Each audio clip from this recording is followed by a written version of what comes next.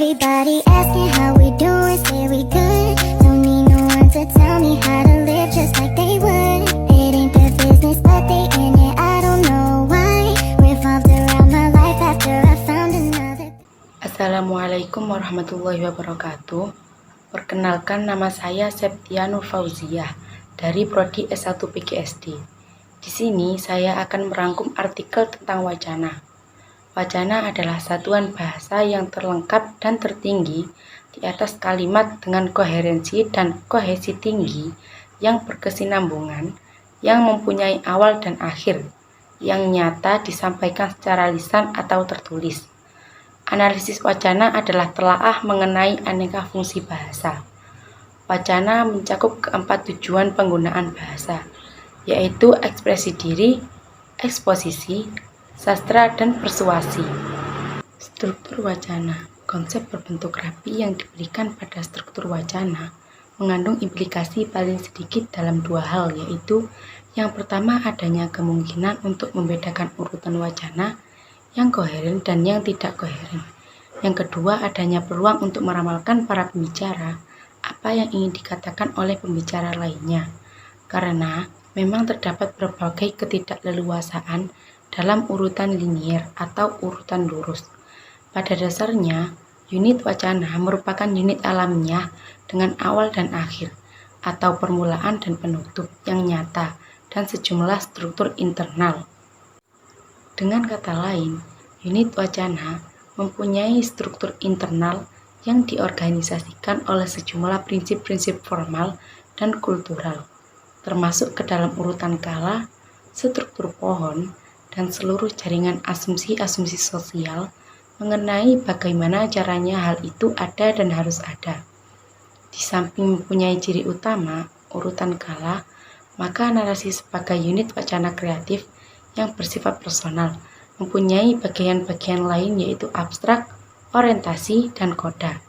Urutan-urutan itu dapat disejajarkan dengan urutan kata awal atau permulaan, tengah, dan akhir atau penutup. Jenis wacana.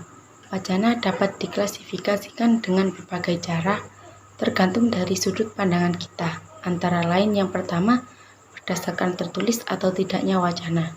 Yang kedua berdasarkan langsung atau tidaknya pengungkapan wacana. Dan yang ketiga berdasarkan cara penuturan wacana.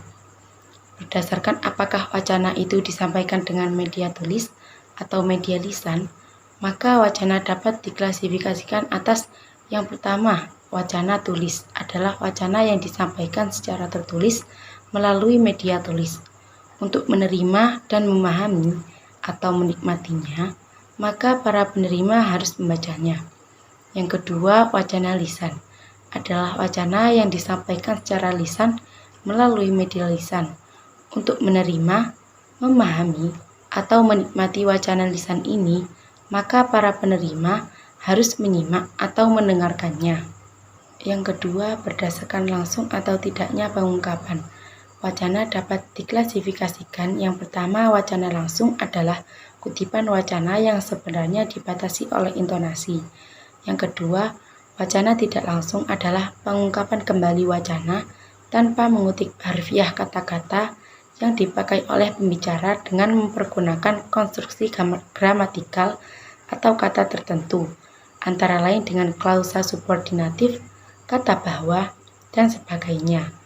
Yang ketiga, berdasarkan cara menuturkannya, maka wacana dapat diklasifikasikan atas yang pertama, wacana pembeberan adalah wacana yang tidak mementingkan waktu dan penutur, berorientasi pada pokok pembicaraan, dan bagian lainnya diikat secara logis.